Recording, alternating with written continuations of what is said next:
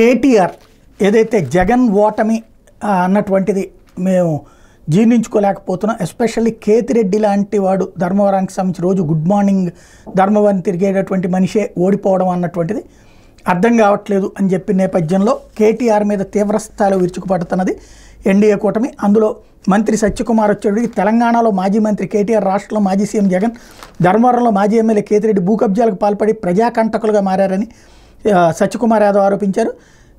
ఏదైతే good morning Dharmavaram పేరుతో మాజీ ఎమ్మెల్యే కేతిరెడ్డి సందులు గొందులో తిరుగుతూ ప్రభుత్వ ప్రైవేట్ ఆస్తులను కాజేశారని, కేటీఆర్కి తెలిసినట్లేదని ఎద్దేవా చేశారు. ఇవేవి తెలుసుకోకుండా ధర్మవరంలో ప్రజల్లో తిరిగిన మా ఫ్రెండ్ కేతిరెడ్డి ఎందుకు ఓడిపోయారని కేటీఆర్ మాట్లాడడం సరికాదన్నారు. మరొకవైపున జగన్మోహన్ రెడ్డి లాంటి నియంత చేతులు ఆంధ్రప్రదేశ్ మరో 5 ఏళ్లు నలిగిపోవాలని బీఆర్ఎస్ నాయకత్వం ఆశించిందని తెలుగుదేశం పార్టీ ఎమ్మెల్యే మాజీ మంత్రి సోమిరెడ్డి చంద్రమోహన్ రెడ్డి ధ్వజమెత్తారు.